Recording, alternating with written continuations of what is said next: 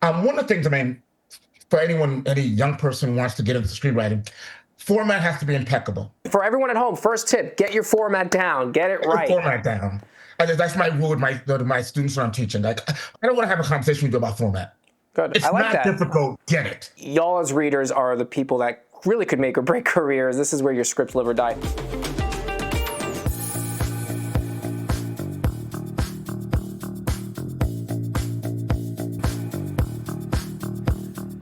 Welcome, everyone, to the Kinolime Podcast. I'm John Schramm, sans Danny Murray, but Danny Murray is on the feed today, just in another part of the office.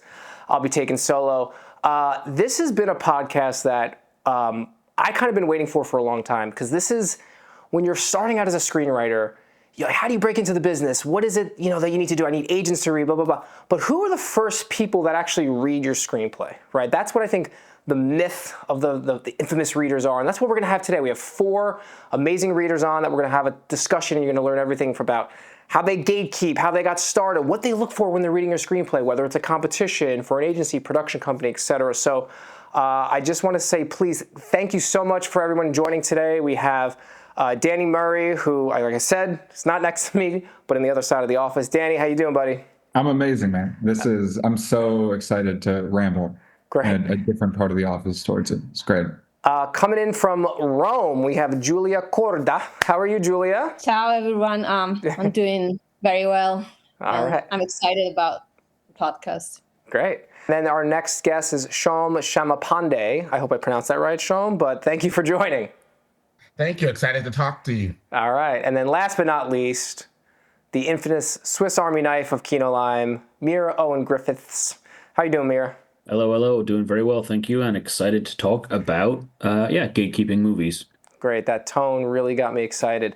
Okay, yes. So we're going to hop into it. So for everyone at home, again, there's the myth of the reader that I kind of want to talk about, and these people read your script. So we'll start with Giulia. Giulia, how did you get into becoming a reader? And tell us a little bit about who you read for, if you're able to, and what you read for. But we'd love to know more about you and your history as a reader. So I'm a screenwriter and story analyst and reader, and I have a master's and MFA in screenwriting. And while I was at USC, that's where I studied. The classes were workshops where you had to give notes. And I have to be honest, I was really struggling because writing in my second language and being able to give compelling notes. And I promised myself I will be better at this one day. And then I became an intern at an agency and I started reading. I had more time. And the agent I was working for really, really liked my analysis. And then actually, my first real paid gig, was reading for the Sundance writing labs for something called the Asian American Fellowship, which I believe doesn't exist anymore. But that was an incredible experience. And I've also, in terms of competitions, I've also read for the Nicholls twice. And then during the pandemic, I started reading for the Black List, which is where I'm still reading. And I also I've been a reader for a couple of production companies, but my longest gig has been this one at the Black List. So you've checked off like every major film screenwriting competition. I love it. Now we just got to get you to Kinolime and read for us. Shom, tell us a little bit about your journey on the reading side. Well, I'll start. I start my career. I'm not classically trained educationally. I actually was a speechwriter for a long time. I was a speechwriter at the United Nations. I used to write for Madeleine Albright when she had a commission at the United Nations, and for other members of the United Nations. I've always been a writer, and that's why. But early in my career, I just didn't know how I make a career out of this. Right. So I took the writing in that professional space, wrote speeches, worked for Obama campaign, did all that kind of stuff early in my career. but always was writing and started off in advertising agencies. Similarly, Robertson Lear, which was bought out by Ogilvy and all that. So I started off over there, and then moved over. And then when I got closer to academia, both teaching at Duke Ellington School of the Arts and Howard University, I got more and more opportunities to be a reader. I was told not to talk about some of the places that I read for, but major award shows and in the past at least, I did read for the Nicholls in the past at least. I don't know if I do it anymore, but in the past I did. Um, so I was kind of just recruited. Really don't know how it happened, but people reached out to me and they said, "We really would like you to give analysis on this. Can we do that?" And that's how it happened. The other part I say is like with reading, to me, much of that starts off with just knowing how to do basic script coverage, Sure. right? Yeah. And that's kind of what I end up finding myself doing when analyzing scripts. Okay, great. Meara, how did you get involved on the reading side? On the reading side, yeah, I did go to film school, and when I came out of that, I was in London, and I was just running for companies, trying to get like any foot in the door, and really struggling to do that. So I'd be basically like bringing cups of coffee and whatever, and occasionally I'd get something to read for like 15 minutes or whatever, and it was super unfulfilling. So I actually ended up just going like freelance then eventually, just kind of my own accord. I started finding people who wanted to exchange stuff on Reddit and kind of built up like a database of kind of clients and was just giving coverage. I don't know how great it was to begin with, but I was charging like nothing for it and kind of worked my way up eventually. Then I was kind of like whatever the reading equivalent of ghostwriting is. So people who read for competitions but didn't want to actually do the reading would be like, read this, tell me if it's like a 7 or better. And then they'd read those ones. So I kind of worked up from there. Yeah, so I went freelance originally, which is kind of an atypical approach to it. And then I entered my screenplay into the first Kinolime script screen competition. I got second place, this close. And then I've been reading for Kino for the past 2 years, as well as kind of continuing to do freelance kind of coverage and what have you on top of that. And I just have to say, to give a little prop to Meara, and this is why having a good reader helps, is Meara, I'm not going to name the name of the screenplay, but helped a writer on the Black List get, I think, an 8 or a 9. They sold the screenplay. I mean, you were really, I think, integral in helping that writer develop their screenplay to the best of the potential. And Yeah, that's one of my buds who was like literally the first person I ever kind of provided notes for on Reddit just sold 2 of his screenplays in a package like 2 weeks ago as well. So yeah, we're on the up. the value of the Reddit's reader. the place to be. But Dan, you have a really cool reader origin story that I think very apropos to Marvel and everything. But maybe tell us a little about your reading adventures when you were a teenager. Oh yeah, I come from a pretty funny, I guess like my first time actually getting any money to read anything was I have an uncle who's a professional screenwriter who is dyslexic. My brother was older, so he got most of this work, but he would essentially, as almost a summer job, pay us some money to like copyright and make sure there weren't any spelling mistakes in his submissions. So that was kind of like my first step. I went to film school, and immediately out of film school, I got an internship for a WGA writer, wrote on some really cool shows. She wanted to start her own production company and start selling, her own pilots. So the first, I guess, gig I had out of film school is she gave me, these pilots, and she said, "Can you give me like, please just like give some coverage, some notes on these stories." And again, it was her work, and I really didn't like them. And I gave blistering coverage that within about an hour of sending it back, I had been asked not to return to the internship. Nice. And then, yeah, so then from there, like, okay, what do I do now? I PA'd, I did pretty much every assistant gig you can get, trying to get back into, into story.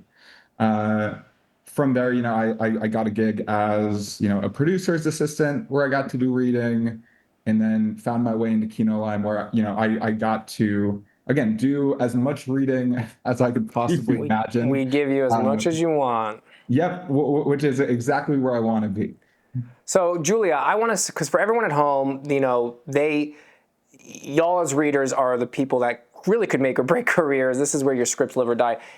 In like a sentence, how would you define, what does a script reader do for those who don't know what a script reader is? Well, a script reader, he's supposed to read a full script, and in case of the Black List, which is what I'm reading for, you provide an analysis of the script so for instance, this is different from what I was doing for an agent, because I don't provide a synopsis, and I have a template that I have to follow, and in my analysis, I highlight the strengths of the script, the weaknesses of the script, and I also analyze what the commercial prospects are. And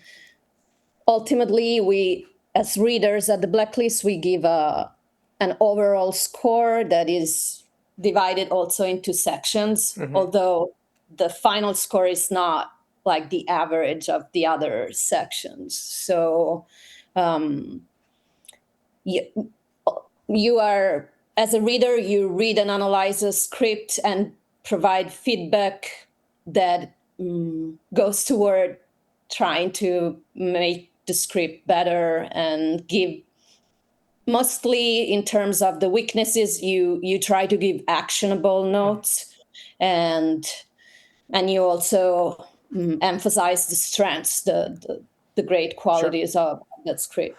And for everyone at home, so script readers, agents require a different sort of format of how they want their readers to analyze.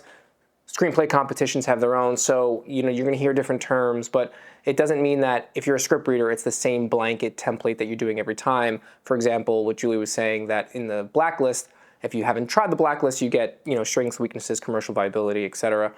For an agent, they may not want the weaknesses. They want to know like just overall a synopsis of the screenplay so they can review it pretty quickly. And if something in there speaks to them, they'll read it more, probably read it themselves. So every script reader does a different task. Shom, can you walk us through a little bit of your process when you get a screenplay in for the competitions or any sort of submission? What's your process like? Maybe take us through step by step when you're reading a screenplay for the first time in that setting. I jump in first. I really think about how I get through the first 12 pages, right? I'm trying to get to the end of the first act right away. And I'm going to look at immediately, did it engage me? Right? Did I want to keep turning the pages? Was I lost at all? Was I following the story the way it was designed? And I'm taking notes on that. That's where I start. That whole classic idea in Hollywood about if the first 10 pages don't work, it's not going to work. I kind of do go there. I kind of do about 12 or so pages. I try to get to the inciting incident at least, right? Get through all of that to see whether or not it's really engaging me. One of the things, for any young person who wants to get into screenwriting, format has to be impeccable. We don't have, that conversation cannot be had, right? Your formatting and all that, you're going to nail it. Like that's just done. Because if I'm battling with format, I'm turned off immediately with the script. Right? Of course. Yeah, it's funny because, Spielberg said that he prefer, and this is Spielberg, that give me a messy idea on a napkin. I don't care about if the spelling and formatting. If the story works, it works, which I understand. But as a reader, when you're reading so many, you want the format to be right. I mean, Meara, Danny, we talk about this all the time. If it's poorly formatted, whether the story is great or not, it just subconsciously pulls us out. And you're going behind the 8 ball. So, like, for everyone at home, first tip: get your format down, get it right. Format down. That's my rule with my students when I'm teaching. Like, I don't want to have a conversation with you about format. Good. It's I like not that. difficult. Get it. Yeah. Learn how to do it. Right. Impeccable.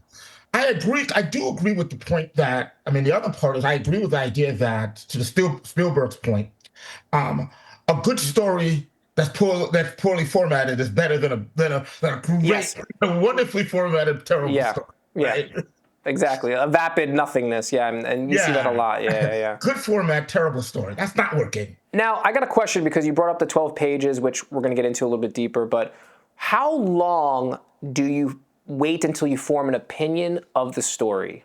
So you read the 12, like, is that are you pretty accurate? Because Sid Field says why he developed his system of the acts and how he would analyze screenplays. He gave it 30 pages, the first act, and he would know whether by 30 it was working.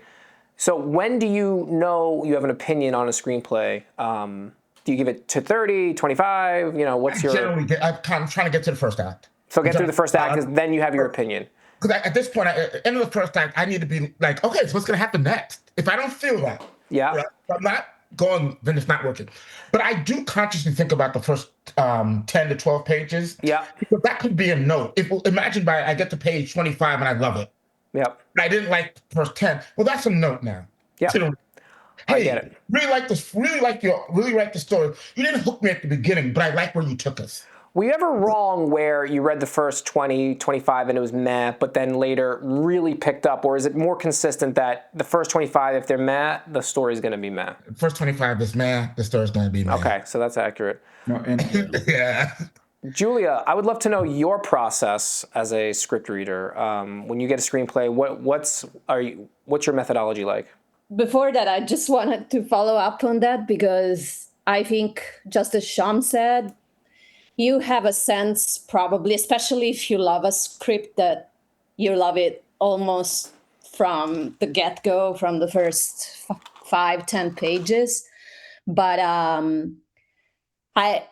I would say to really have a clear, definitive opinion, maybe I'll wait until midpoint. I have in my mind a script that I read and I thought it was so amazing, and then it really disappointed me after I think it was midpoint. So it does happen that sometimes a script has an amazing, because on average first acts are slightly easier to write. Yeah. Oh, yeah. So at least I have in my mind this particular script that I was like, oh, I love it, and then I was so disappointed. And yeah.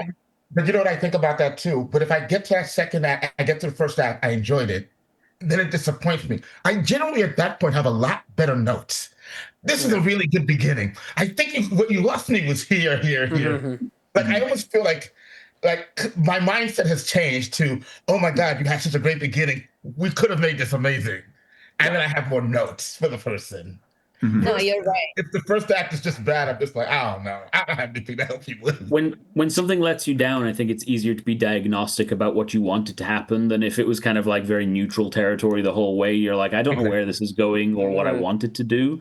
So yeah, you're absolutely right on that. Yeah, we had a screenplay in the current competition where the first 30 were incredible. I think, like Danny, we were all like, I'm not going to name this action screenplay, but we're like, this is going to win the screenplay competition. This is the best thing we ever read. After 30, fell off a cliff. So we totally empathize with that. But Giulia, what are you looking for in the first, let's say the first act?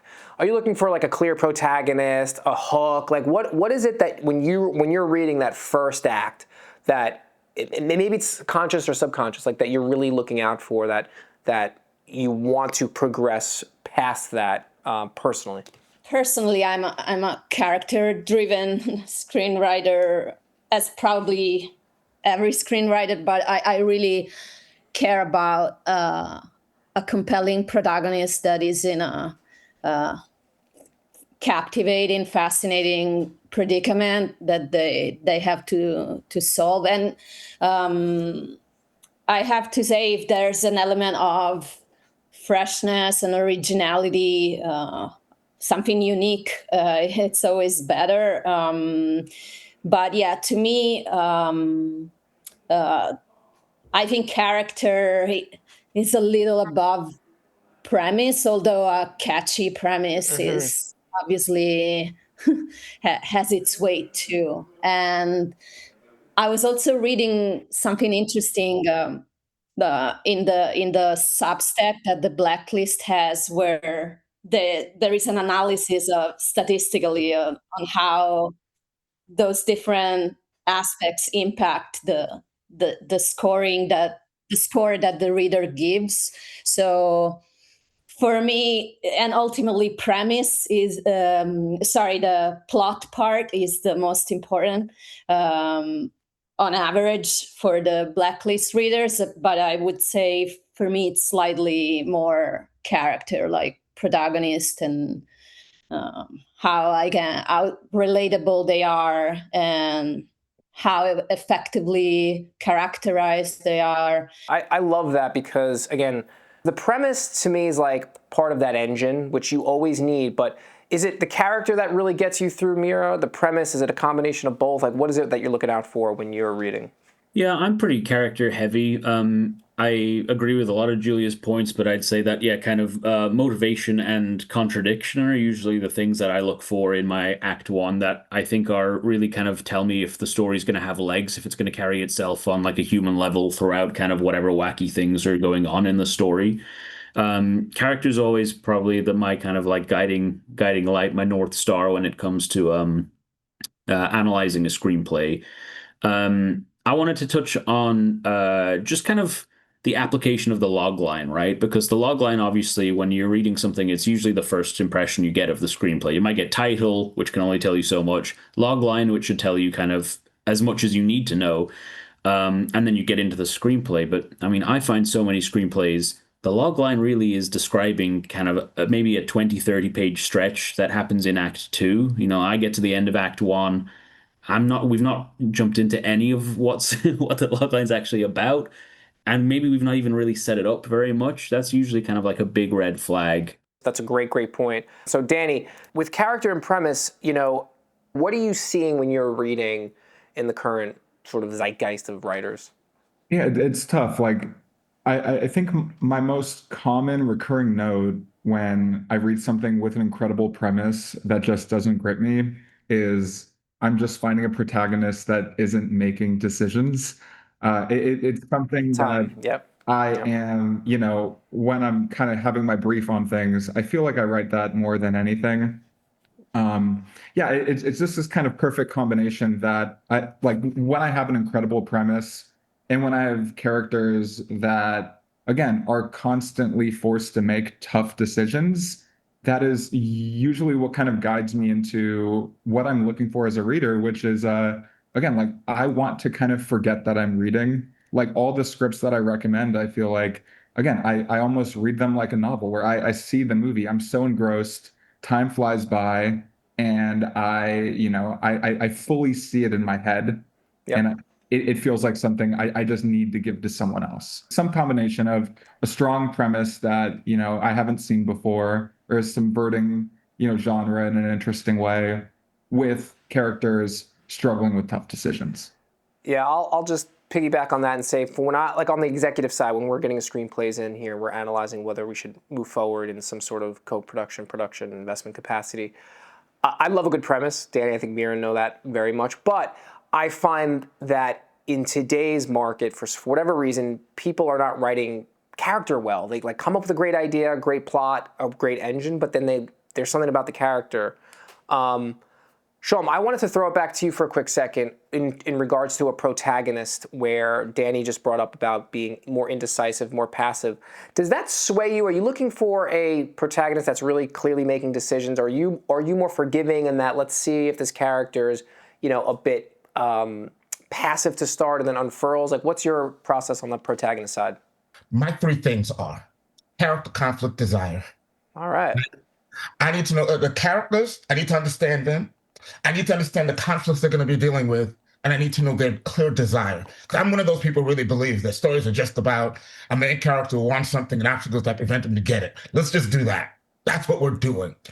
Which therefore asks the question that I think often young writers don't think enough about. They love their protagonist, but they don't spend any time thinking about the antagonists and the antagonistic forces. Yeah. The character's going to face throughout the story. Coupled with another thing that I think is important that I'm noticing in the first 10 to 15 pages, the story world. Mm-hmm. Where are we going to be for this story? This is a big deal when you go into fantasy and we leave the world we live in, but to me, it's a very tangible thing I'm checking off in my notes. What are we going to be for this story? The story world matters to me because that's where it's going to produce the conflict for our protagonist. The antagonist is going to produce the conflict. In those first 15 or 20 pages, you're creating all of that. I should be able to have when I get to end the first act, like, oh, this is going to be an interesting ride. I can see where we're going for this. Yeah. That's kind of where I'm looking for. Okay. So as much as I think that the main character is driving, but I'm starting to see the slings and arrows that are going to be thrown at them throughout the story to get that thing. Love it. No, that's perfect. I mean, Aaron Sorkin talks about that all the time, right? Intention and obstacle. He talks about getting, your cat up the tree, and then throw rocks at, or not the cat, get your protagonist up in a tree, throw rocks at it in the second act, and the third act they come down. Giulia, what are you thinking about when you're reading specifically for a protagonist? For a protagonist, I have to say, again, a good problem for him to or her or them to face. And I also wanted to point out that I read for a company that has a very clear format. We need to hit some specific mandate. Yeah, but then I also think in all these evaluations we give, that there's something that is not tangible. Like I remember when I was reading for the Nicholls, and this is, you can find it online on their page where they list their criteria. That one specific field was meaning and magic. Like, is there something unexplainable about this script that still moves you, and you cannot tell exactly what it is, but the script stays with you after you finish it. And so even if I'm a very rational person, I have to say that when I read a script that gets an 8, there is something about them that it's not even, you cannot really explain it in a way, but it just resonates with you. And again, there are scripts, and I've read really thousands of them. I still remember. We talk about that all the time here at Kinolime with the first competition. We're like, whatever happened to that script? Because there's something that stays with you. But with something that stays with you, obviously you're going to give it a recommend or a high score. What makes you actually say recommend, or give it a high score? I want to say that the scripts that really maybe surprise me, and there is something about some script that you think, oh, I really didn't see this coming. And then at the same time, you think it's inevitable. Like, and you didn't think about it, but the writer took you on that journey. And so there's an element, let's say a very good twist that is, some twists are just, a gimmick, but some of them you really don't see them coming. And at the same time, you say, wait, that was the only thing that could happen to this character. So if a writer can surprise you with something like that, I think it's really what gives the extra.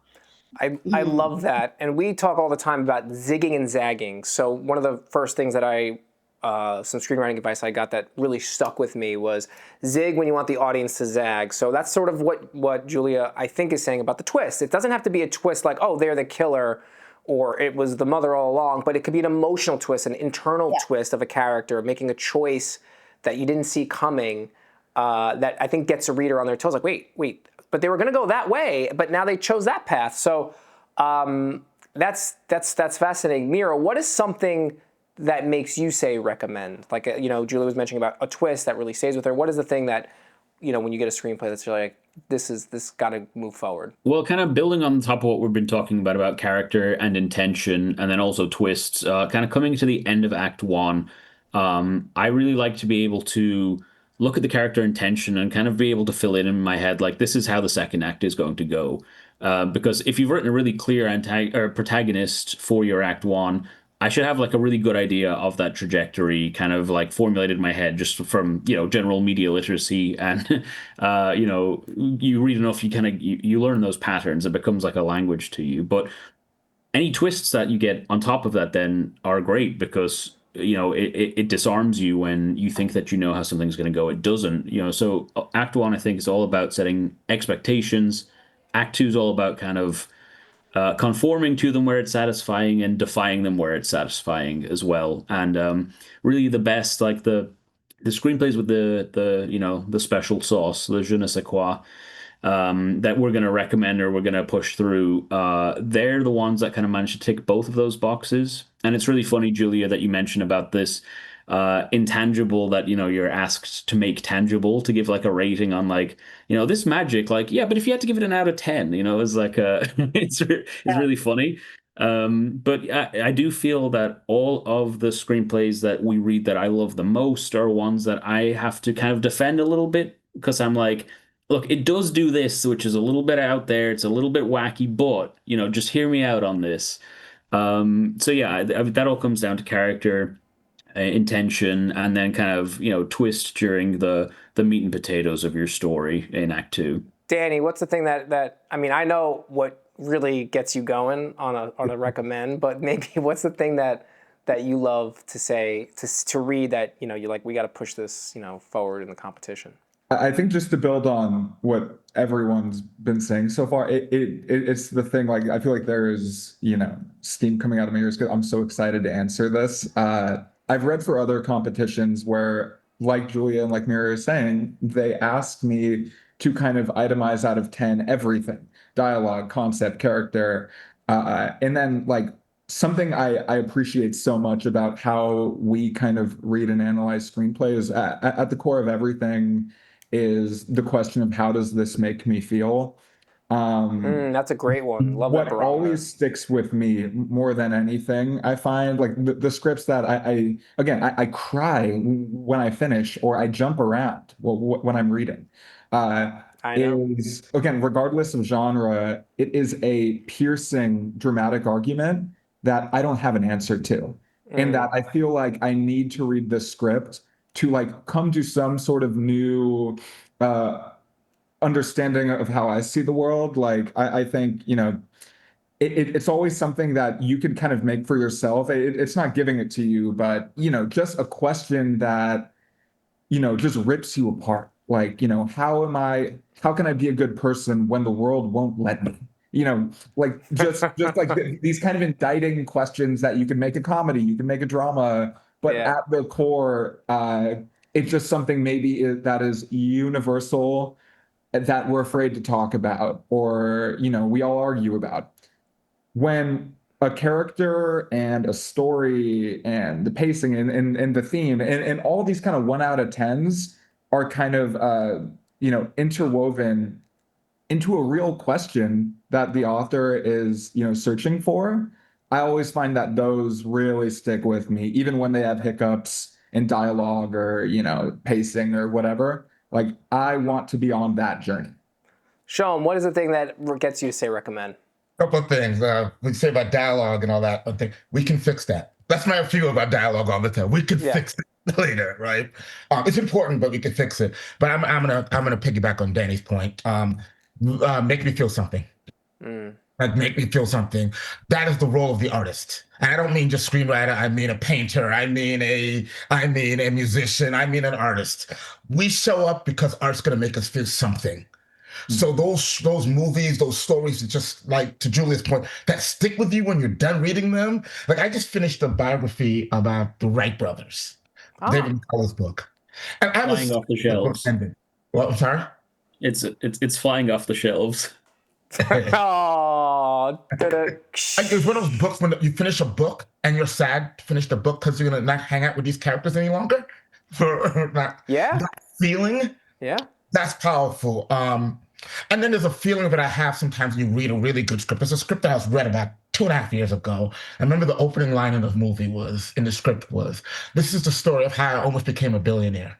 I was like, I want to know what's next. Yeah. And I remember, and you hooked me immediately. That's an interesting way to begin a story. I was hooked. I remember I was supposed to read it for a production company, and I was like, "Yeah, I'll get it to you, but I'll get it to you." But I was like, he gave it to me like on a Saturday night.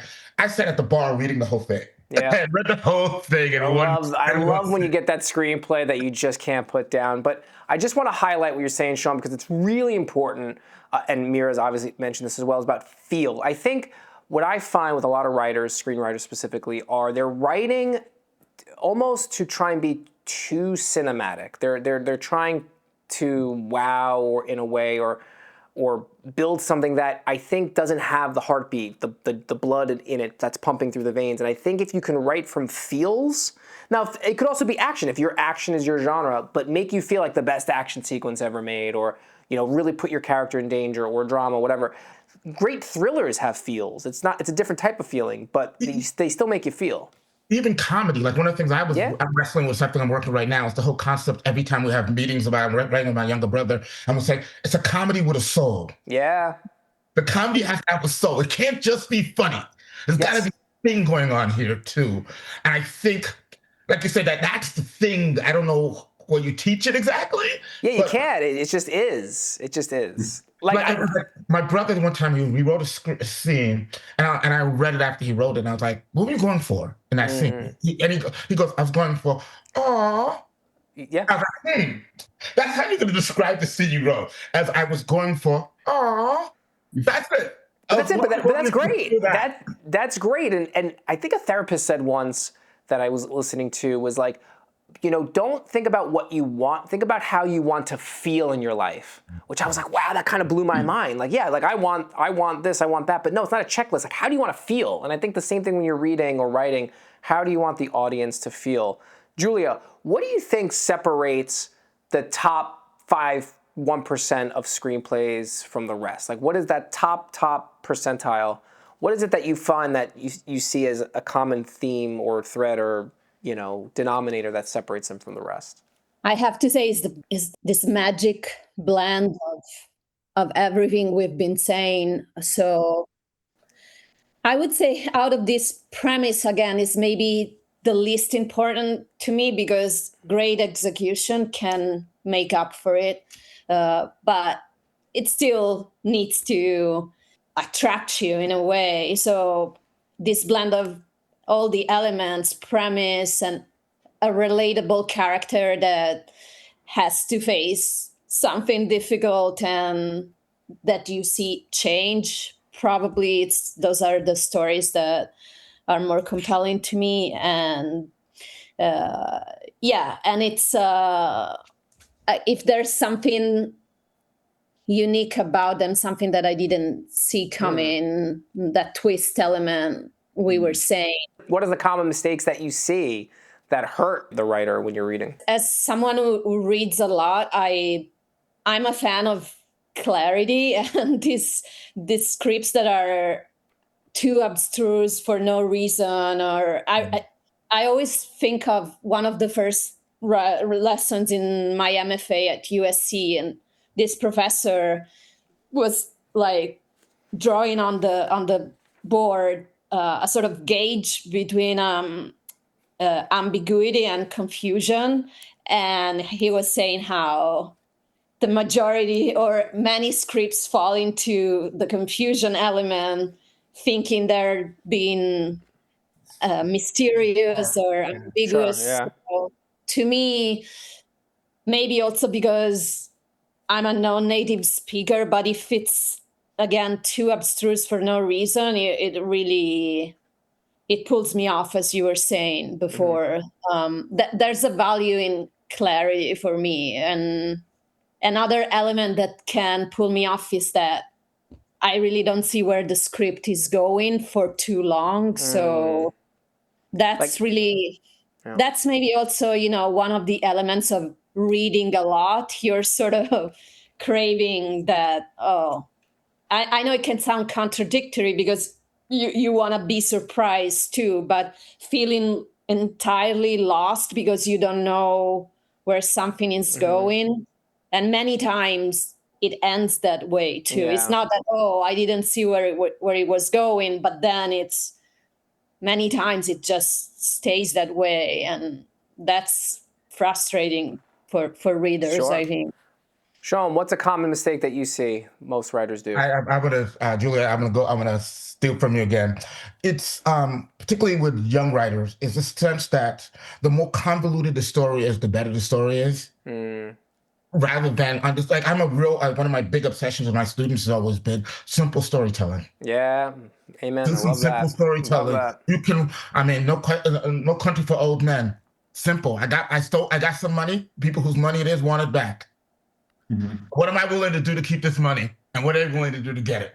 That's it. That's all Good we're and doing. simple is so hard to do as well. Like Yeah. to do effective simple is way harder than to do convoluted. Yeah. And to the point, again, I'm stealing from Giulia here again, is that whole you didn't hold my hand through this process. I'm confused what's going on here. Mm-hmm. Like as a reader, I'm just confused what's going on here in the story. That's not a good place to be as a reader. Um, so I'm generally telling my students to try and make it simpler. Also, it's a realization I had personally as a writer. There was the first story we sold to my brother and I sold to Sony Pictures. We wrote it in 6 months and spit it out, but it was boy meets girl. That's it. That's it. Oh, we're writing here. That's it. The next movie we tried to write was a movie that was set in the past and the present. The police are investigating the crime, and as we're watching the past and figuring out what's happening, it took us 7 years to write that. Okay? It was difficult. It is, yeah. Young writers, sometimes just write simple. That's it. My first agent said simplicity, simplicity, simplicity. And that's another piece of advice that always stuck with me, because it is. It's like we try to put a hat on a hat or convoluted plots. We think, no, just keep it simple. Like, what is it? What is the term? Keep it simple, stupid. Meara, when you're reading, what's the common mistake, a single common mistake you see? Yeah, so I often find that, the log line obviously is kind of the first thing that you see when you receive the screenplay. Then you jump into the script itself. And you already have an idea of what it's going to be, but so often I find that the log line is going to be maybe like a 20, 30 page stretch that happens kind of in your act two. And by the time that you've got through your act one, you're still not kind of at the log line yet. And you feel like you've been treading water, kind of waiting for something to happen. It's still not happened. I think it's really important that you manage to make your log line encompass the whole story, not just kind of like a certain segment of it. So that you feel like you're on a journey and you're kind of always building towards something. Everything's all included in what the logline is. What is that journey rather than like what is the climactic scene or something like that. You want your logline to include kind of the character from where they begin to where they end up rather than just the exciting part of that journey. I find that a lot. By the time I get to the end of Act One, and I'm not really sure. I'm not really sure where we're going with it, or we've had all this build up, and I'm like, okay, now it's logline time, so I know exactly what that middle section looks like. Yep. So, I think as important. I always talk about how important it is to have like a good treatment, a good Bible, a good pitch deck, all of those things. I'm like, you're not finished your screenplay until you've got those things in place. Similarly, a log line, if it doesn't truly encompass your story, then you're not giving a correct first impression and you're negatively impacting how people consume your story. So it couldn't be more important to me is that you manage to find a way to sum it up really effectively. Danny, what's a common mistake you see?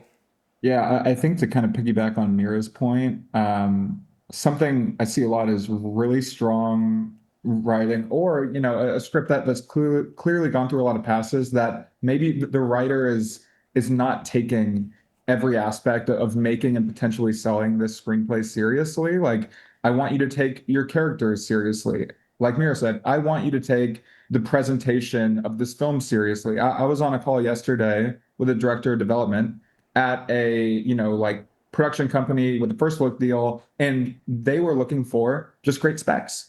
And I said, like, what does that look like for you? What they said is like something that's budget friendly with clearly defined characters that doesn't need a lot of development work to make for like 3 to 5 mil. Okay.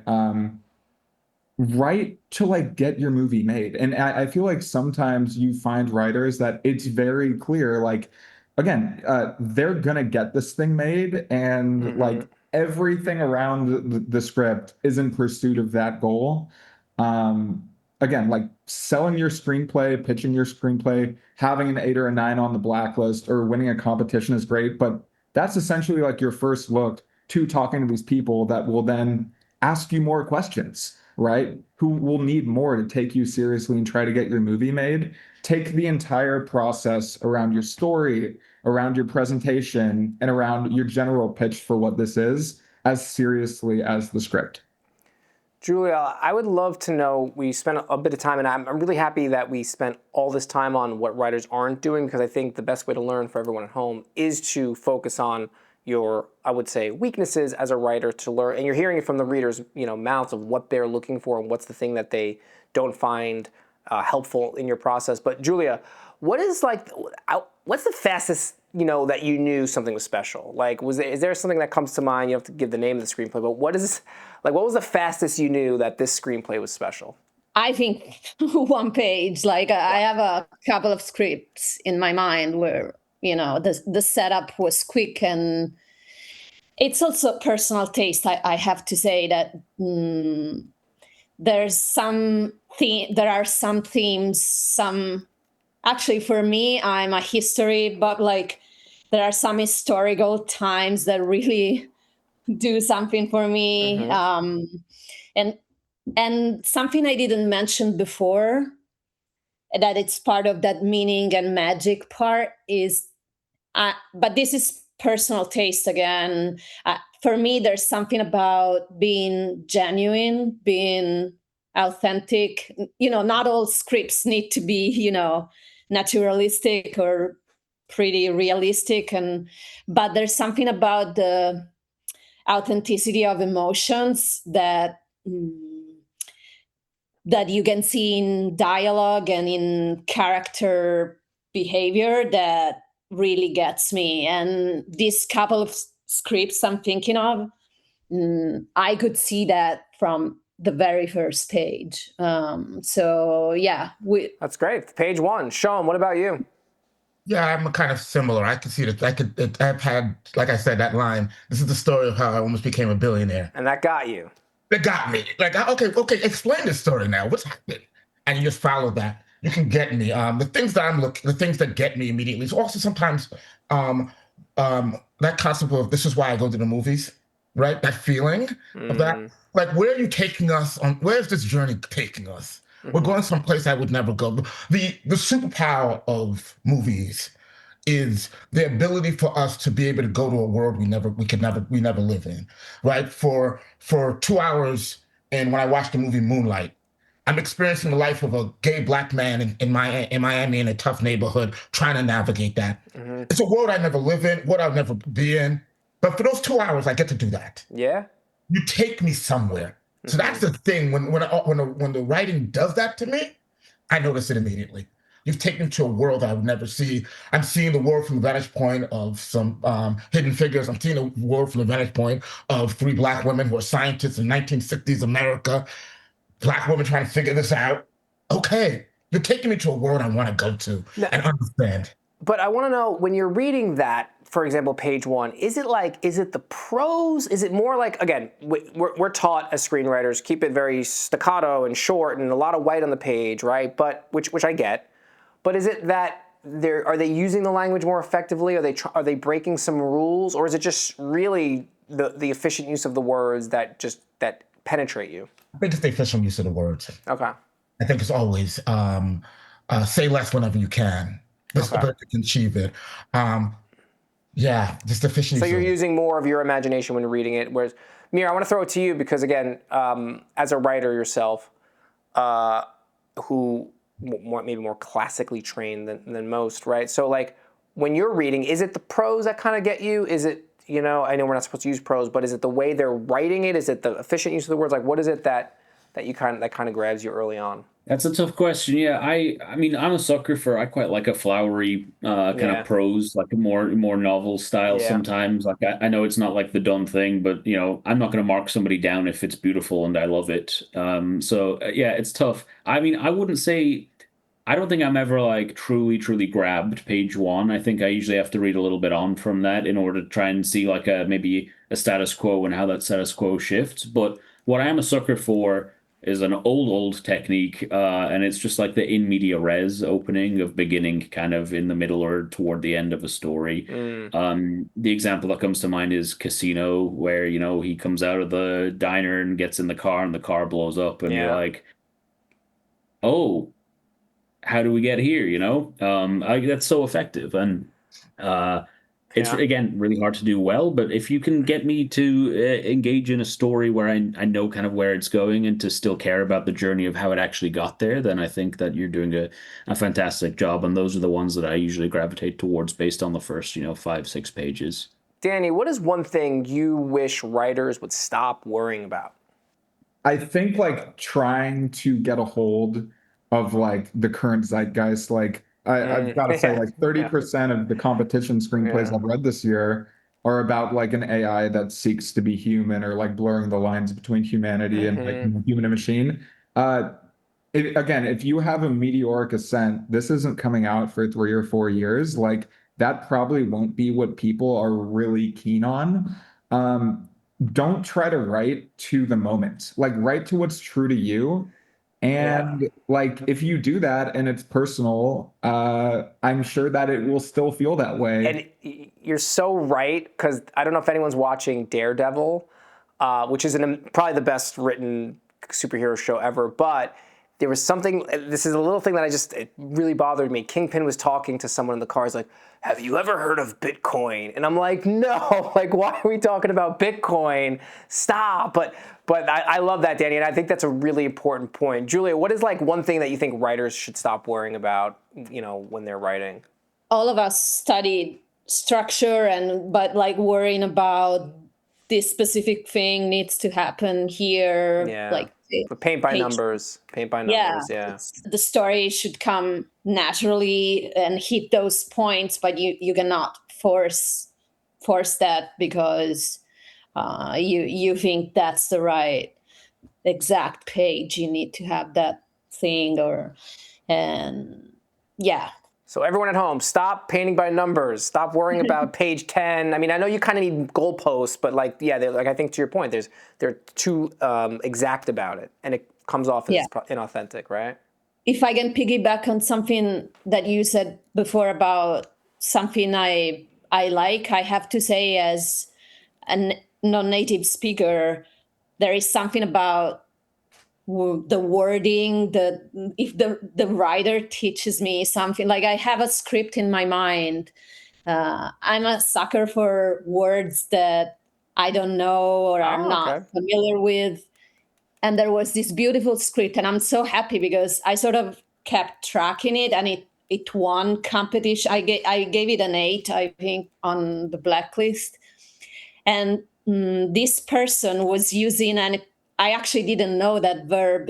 I think it was the verb culling, like it was about a woman of a certain age that starts being afraid of death. She loses her husband, and she starts thinking that her best friend called her, like I think you mean it, she took her out of her life. Like, it's a very specific, almost scientific word so this woman was making a comparison between adding and culling, like including people in your life or eliminating them, because after a certain point in life, and I thought it was fascinating. It really stuck with me. So beautiful wording, I mean, Meara was mentioning it before. I like that too. Shom, what is one thing you wish writers would stop worrying about? I wish they would stop thinking they can trick me. They can trick us. Like I'm going to come up with a twist at the end of the story that no one's going to figure out. And you're going to trick. 90% of every movie you go to, you know the ending. Yeah. You start reading it, you know the ending. If the boy meets girl, we know they're going to get together at the ending. 90% of the time. Sure. It's how this happens is what we're doing. I used to think that when I was teaching, I used to think that was not always, I thought that's the challenge of writing documentaries. Then I realized, like watch a documentary about Jackie Robinson, he's good, what's going to end is good, but you still could be interesting. Of course. You can know the ending and still find the journey interesting. That's right. Don't always think you can trick us at the ending. And many writers like that, thinking that's the goalpost of a great writer is I tricked everybody. No one saw it coming. I find that many times that writing lacks at the beginning because it's all about the ending. So not about the destination, the journey. Yeah. That's what I'm here for. I'm here for the journey. That's right. I love it. One last thing that we want to say to the readers, writers, potential artists at home, or current art, everyone that's watching and interested right now. I'm going to start with Meara. Meara, what is the one piece of advice, parting advice, you want to give to the writers at home? I'd say page count isn't as important as people make it out to be is something that I feel strongly about. Now, as a writer and a reader, I'm kind of uniquely positioned where I recognize as a writer sometimes, you're like, oh, I need an extra 5 pages on this, whatever. As a reader, I see sometimes a page count and I'm like, that's a little shorter, that's a little long. But some of my best reading experiences are super long or they're super short. Sometimes it doesn't actually matter that much at all. I've read 80-page screenplays that feel like they're way too long. I've read 150 pages that feel like they're too short. Focus on making it as good as you can, and people are going to have a great time with it throughout if you can make it strong. And I guess to the fellow readers out there, give it a chance if it's a little bit longer than it should conventionally be, because you could be holding someone back from telling a really fantastic story with that extra Love real that. estate. Love that. Danny, what is a piece of advice for writers and a piece of advice for the readers out there? Yeah, I mean, I think it's something that I play with my own writing, and then it's what always strikes me the most when I read, a screenplay that I love that I keep thinking about, which is like try to formulate your film and your characters and their motivations around, I guess, something I had already kind of touched on, but like a deeply rooted question that you do not know the answer to that scares you. Again, like make your story complicated for you and make the answers surprise you. And you will most likely have a far stronger, more fascinating journey that will stick with people than if there is just like a really great premise or like, a great scene you want to lead to, right? Personal, personal, personal. What about a piece of advice for the readers out there? Don't try to, box in different categories of stories while you read. Just like be holistic and kind of the same thing. Think about how it makes you feel. Think about if it's something that, if it's a journey in a film you'd want to see, and try to champion things. I don't know. There's a lot of readers, I think, that forget that at the core, what we're doing is we're trying to find things we really love and go to bat for those, right? Love it. Look for reasons Love to it. go to bat and champion stories. Champion story. I couldn't agree more. Giulia, piece of advice for the writers and piece of advice for the readers out there. In a way, it's similar. I think my advice is to keep going, because it's an industry that can really make us frustrated, and you get really many no's, but then there's that one yes. I was on the receiving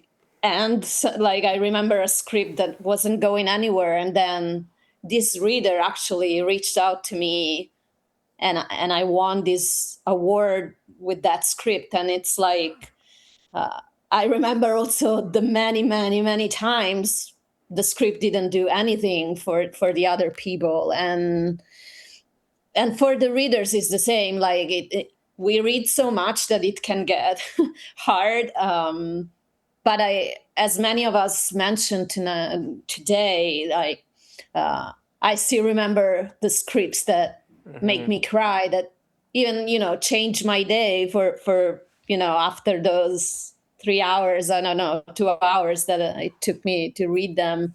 So I still love doing this, because I do it for those scripts particularly, but also the not so good ones where you see a sparkle of something. And most of us are also writers to begin with, so we're all in the same boat. And I just think we don't have to lose the fire and keep going. It's hard, but it's rewarding. Keep the fire. I think that's a Cormac McCarthy from the Road. He talked about keep the fire, find the fire. I love that. And Shom, I'll give it to you, my fellow Mets fan, and you brought up No Country for Old Men, which is one of my favorite movies, so I'll give you the last say here.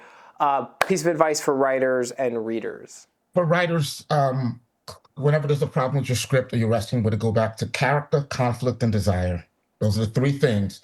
One thing we haven't touched on enough in this conversation was in the area of character. Just think about the growth of the character from start to finish. At the beginning, they're ill-equipped to solve the problem they have to solve later, but they grow. That's my thing. That's why I go back to, and I'm always amazed. I consider myself a good writer now. but even the critiques I get on my work, it goes back to those three things. Yeah, that's it. It always goes back. We stay with the fundamentals. And for the readers, I used to be a huge fan, and I'm aging myself here, of Siskel and Ebert when they used to review movies. And what they did very well is what I think we should try to do as readers. Is this thing I'm reading good at what it was aiming to be? Is this something I like? So if you don't like sci-fi and read a sci-fi, the conclusion that this is bad, maybe the wrong conclusion. You may not be the audience this was for. Sure. Is it good for what it was aiming to? I love that. Love it. And that's how I try to evaluate versus what I like. The things it's like a joke friends like, I'm working on a project with a team that has a show on Netflix right now. And they're asking me about their show. And my honest answer is, I don't like reality TV. Okay, that's my real answer. So you're asking me to critique something, the whole category I don't like. Yeah. But there are people who love it. Yeah. So I just try to evaluate things for what the writer was going for. Did they achieve that thing? Yeah. Right? If you don't like a summer blockbuster, fine. Yeah. But I get some people, I want an artsy movie. Okay. Sure. Did it achieve what it was aiming to do? Like I constantly joke about Top Gun. And my friends who are movie buffs like, you love Top Gun? I loved it. If you want a summer blockbuster, you watch the summer blockbuster. That's it, yeah. It did. If you don't like that, okay, fine.